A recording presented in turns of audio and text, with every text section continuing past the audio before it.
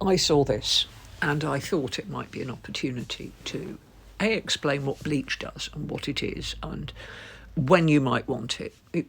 You don't need bleach. Bleach is a solution, usually 4%, I think, of sodium hypochlorite with soapiness for thick bleach to dilute it out. And the active ingredient is called chlorine bleach. It smells of chlorine, swimming pools.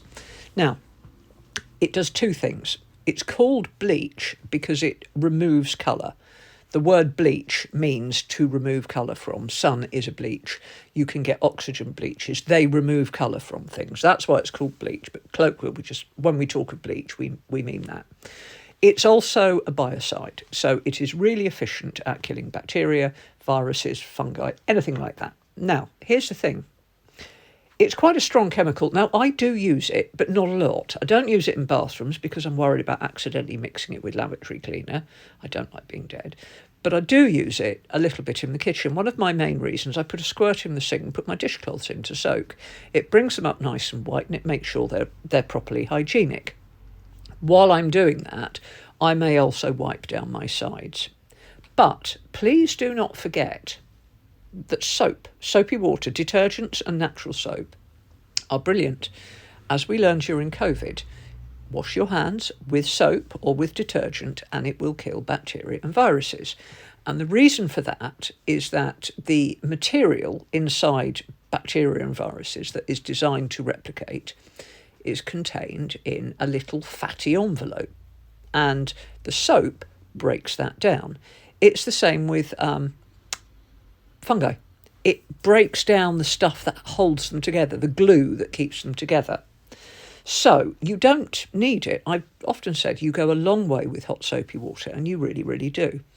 The other thing is, don't forget, is that whilst wiping something clean, removing surface contaminants won't necessarily kill bacteria and viruses.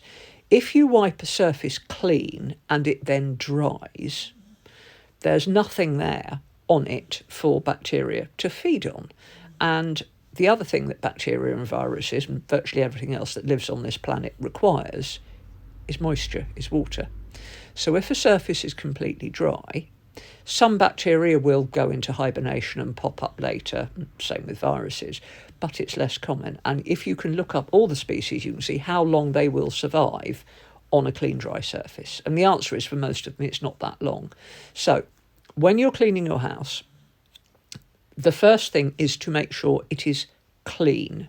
You remove surface contaminants from the surface and you leave the surface clean and dry.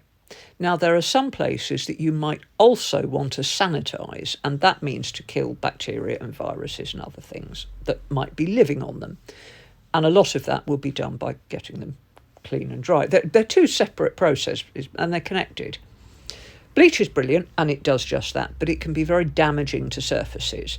So to be honest, for most household cleaning, clean and dry is good enough. It really, really is.